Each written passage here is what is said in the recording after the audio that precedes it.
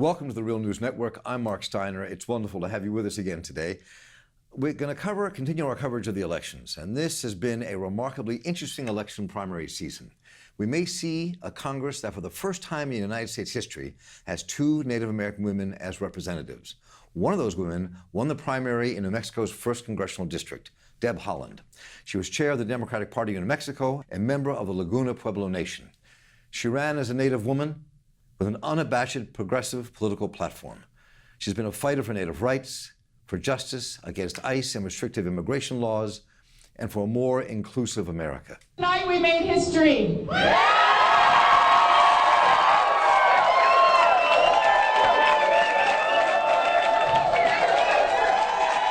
Our win is a victory for working people, a victory for women,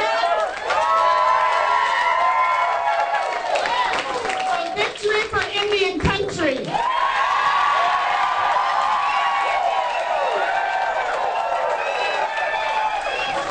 a victory for everyone who's been sidelined by the billionaire class. That was Deb Haaland on the night of her primary victory. She joins us now for a conversation. Welcome to Real News, Deb Haaland. Good to have you with us. Thanks so much. Thanks for having me. So what was that night like for you? I mean, you know, it's awesome to win. I've worked on a lot of campaigns. I've worked on many campaigns over the last couple decades, and yeah, it's always nice to win. But that night, I had my family with me. Our office was packed with supporters and volunteers, and it was really quite amazing. I mean, well, the significance of this, and you spoke about it a bit on your election night, and people have talked about it a great deal. As a member of the Laguna Pueblo Nation, as a Native woman, you could become the first or one of the first two Native women to ever serve in the United States Congress. And given where our country is and the battles we have over what America should be and where it came from, I mean, this is a significant victory, and it's more than symbolic, I think. Yes. Oh, absolutely. Yes. It's boots on the ground. Having somebody with my perspective, with my history, with the history that my ancestors endured, having a seat at the table, it's extremely significant. And so, yes, I'd be very proud and honored to be one of the first Native women. We're supporting Sharice Davids, by the way. We hope she wins. We supported her primary campaign, and we'll support her now in the general. So yes, it's a time, and of course, this primary season has really turned out to be amazing for women across the country. Women candidates are winning every race, it seems like, and so yeah, I think our country is going to look a lot different after the November 6th elections. Staying on this theme for just a moment, because I think it's really important. I was reading a great deal about what you had to say about ICE, the abolition of ICE, and immigration in our country. And one of the things you did in your conversations that I pulled out was to reflect on what had happened to Native people in America with separation of families. Could you talk about your position on all of that and how that relates to what I just described? Sure. Well, look, governmental policies that separate families, they were not good when they were doing it in the boarding school era, which both of my Indian grandparents were products of, and it's not good now. And, I'm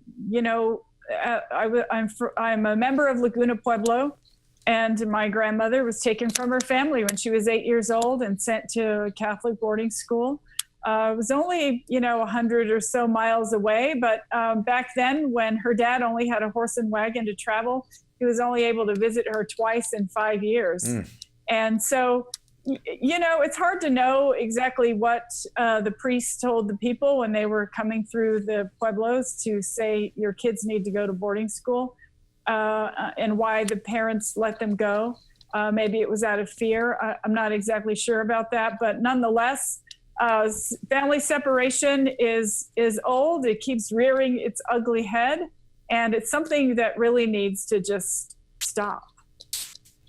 You also, in one of your opening statements after you won, talked about this is a victory against Donald Trump and the billionaire class. Yes. I mean, look, I just read an article that shows that CEO salaries have risen under Donald Trump. That means the disparity between working class people and the folks who are making $19 million a year is growing. And it is not a sustainable economy for anybody. And, you know, at the same time that working class wages aren't keeping pace with you know, our times, they're working to cut, you know, benefits, working class benefits like food stamps and Medicaid and all of these things that people rely on just to be able to move forward. It's unfair. Nobody should live in this kind of poverty in our country when there are people making 19, 20 plus $1 million a year. It's unfair, it's inequitable, and we need to do something about that. Let me go back for a moment to what I raised earlier. I should have asked you immediately after I said the last thing, but it popped in my head here that that when you look at immigration and you look at borders in our country, and I was thinking of conversations I had not long ago with friends who come off the Tono Odom Nation on the Mexican border, that spend a lot of their time actually helping people who are migrants crossing the desert so they don't die in the desert. And the whole question of borders and the history of the United States with Native people, especially in the Southwest, I think is something that we as a nation should hear and that we as a nation can learn from. In terms of what our perspective is about what Mexico means, what borders mean, and how we can begin to perceive this in a way that we're almost frightened to take in. Do you know what I'm talking about? Right. Well, yes, the Tohono O'odham tribe is a good example. They don't have a boundary line between the United States and Mexico. That is their Indian land, and it doesn't have a border. So that, you know, we take that into perspective, and they are definitely against building a wall. I am against building a wall. I at the same time, I am not advocating for open borders. I think the borders are there, but what I am advocating for is a more humane immigration policy. There is no reason that ICE agents should be laying in wait outside of churches, hospitals, courthouses, and schools to arrest people who are just, you know, trying to live their lives. It's almost as if this administration is treating every single immigrant as a criminal, and that is definitely not the case. Here in New Mexico, we're a border state. No one that I have spoken to in New Mexico is in agreement with the president's policies on separating children from their families. Nobody that I have spoken to in New Mexico is in favor of deporting DACA recipients. We need a humane immigration policy. We need a path for those folks to become citizens, and that's what we should be working on.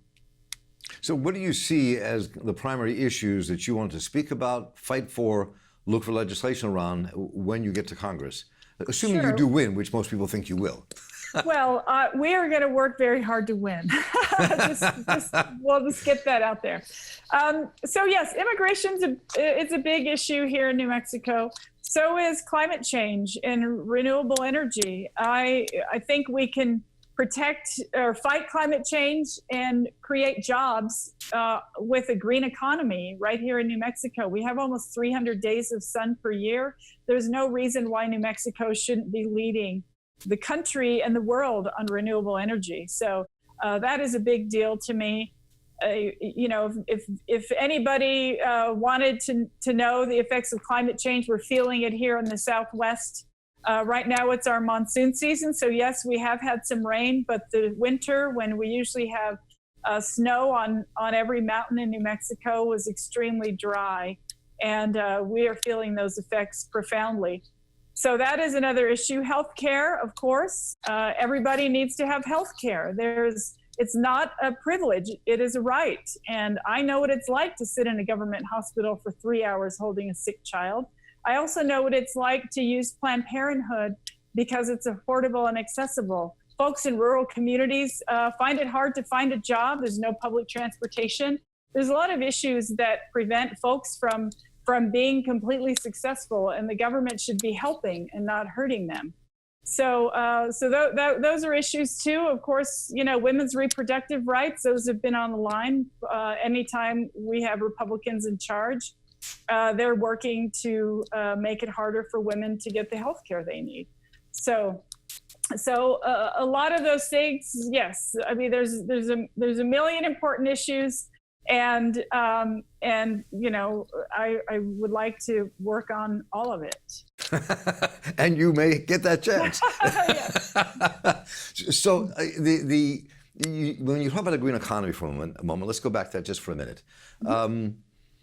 One of the divides we talked about yesterday when we were talking about the DNC taking fossil fuel money, which I will ask you about in a moment, was the split often you find between many trade unions, especially blue-collar unions, and the environmental movement, because the jobs that sit in the clean energy sector often pay half of what a union job might pay in the fossil fuel sector. And some people have been pushing for this idea of a Green New Deal, something to kind of build an economy around that, and so people actually can make a wage you can live on while you're working in the clean energy sector.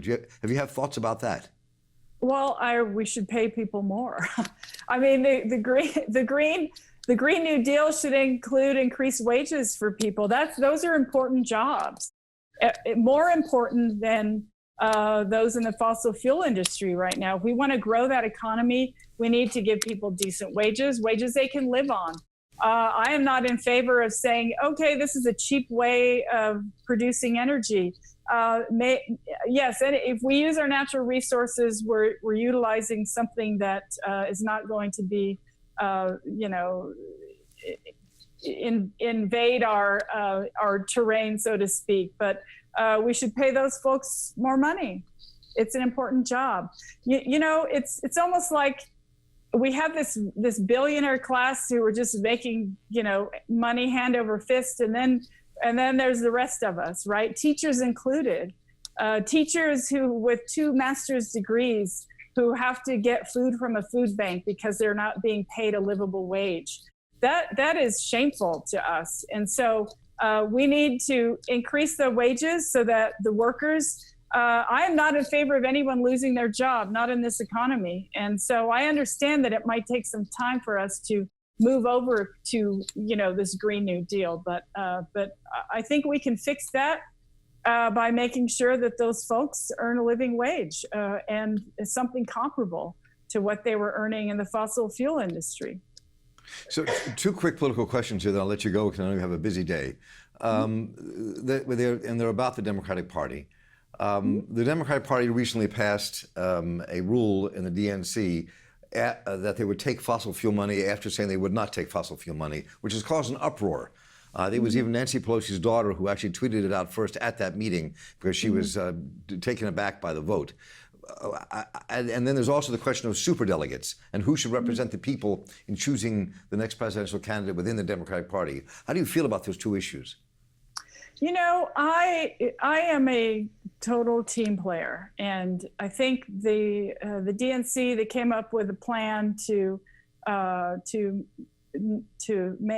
have to have the superdelegates vote, to hold it off until the second ballot or the third ballot or what have you. And I'm in favor of anything that helps our party be more inclusive. I'm in favor of, if that's what we all decide to do, I will go along with it. As a congresswoman, I believe I would be a superdelegate. I am ready to not endorse a candidate until after the primary. You know what I'm saying? Like, I don't want to, if anything, I want more people to feel like they're part of the party. And so anything that I can do personally to make sure that I am, acting in that fashion, I will do. I personally have taken a no fossil fuel pledge. I mean that. In addition to that, I don't take payday lending money. I won't take money from Big Pharma. I won't take money from the NRA. I won't take money from any entity that compromises my values. And so I think that I admire Christine for her tenacity on the subject, and I'm happy that she is there to be a voice. Well, Deb Haaland, I appreciate the time you're taking with us here at The Real News today from the 1st District in New Mexico, joining us from Albuquerque. Thank you. Good luck on the campaign trail, Deb. We'll be Thanks talking so together much. soon. Take care. Thanks. And I'm Mark Steiner for The Real News Network. Thank you so much for joining us. We'll be back with you very soon. Take care.